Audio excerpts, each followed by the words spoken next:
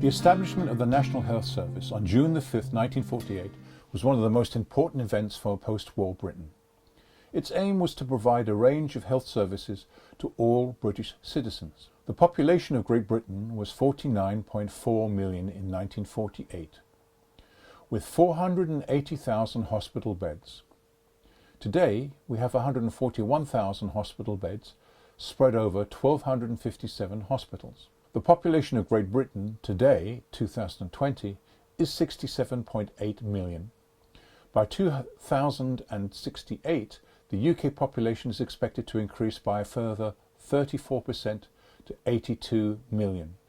The number of beds has come down and the population has gone up.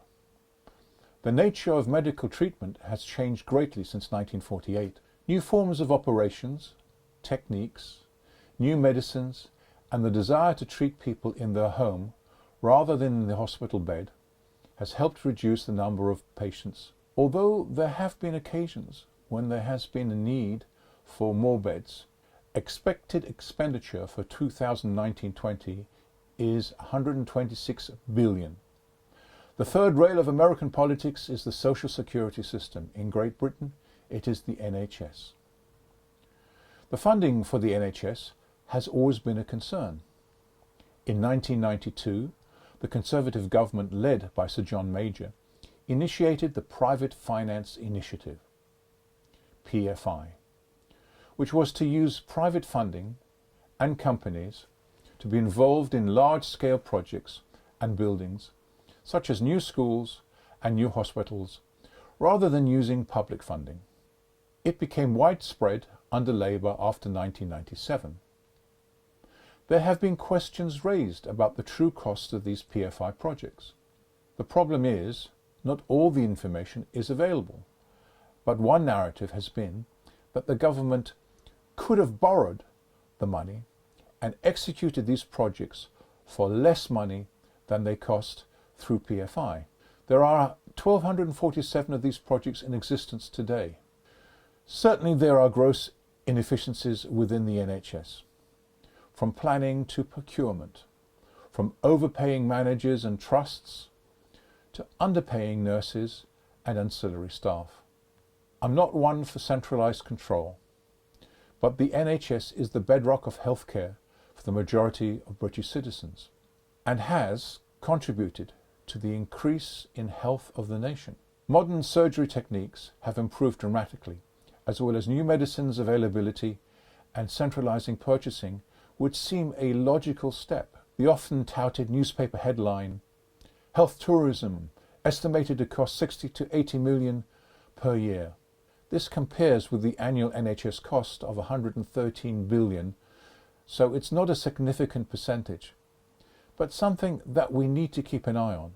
There needs to be a better way of handling this. Demand for the NHS is rising due to population changes and a higher number of patients with chronic and multiple conditions, something which had been predicted for many years is going to add to the cost of the NHS.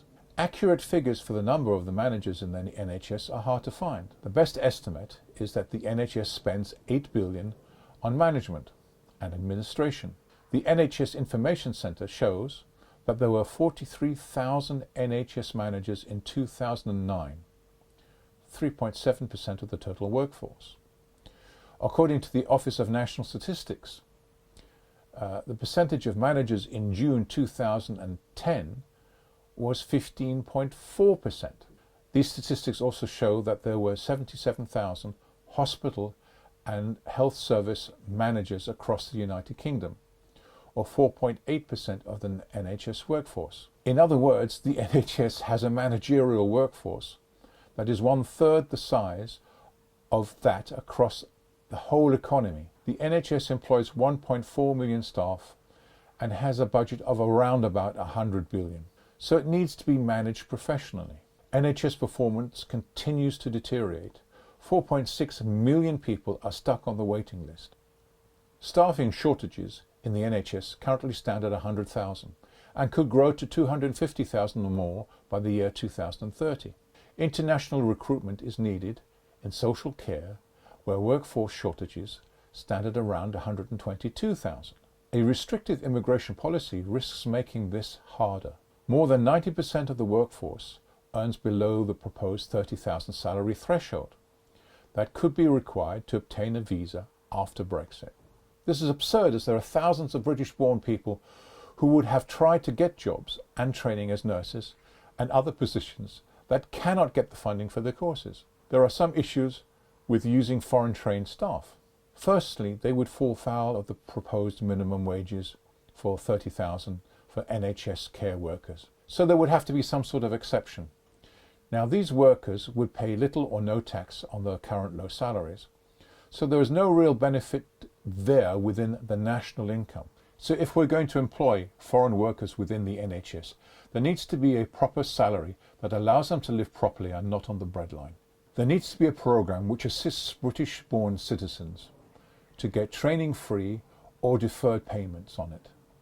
If you work, say, for 7 or 10 years within the NHS, you get a refund on your tuition fees. The real big concern is that when foreign workers are hired from countries in Africa and Asia, these countries lose experienced medical staff, and this denigrates their own health system. And that is really not acceptable. The other thing to think about is at some stage all these immigrants retire, and unless they're all going back to their own countries, which is unlikely, they will become an even greater burden on the resources than those who rely on such services at the moment. So there will need to be a total rethink on how the NHS is run and what its priorities are. The advent of artificial intelligence may well be a positive thing for the NHS, but that is a decade or so away. That the NHS is badly run is blatantly obvious, and there are some other models in Germany and Switzerland who excel at their healthcare, which could be adopted in Great Britain without losing the independence and the spirit that led to the establishment of this great institution.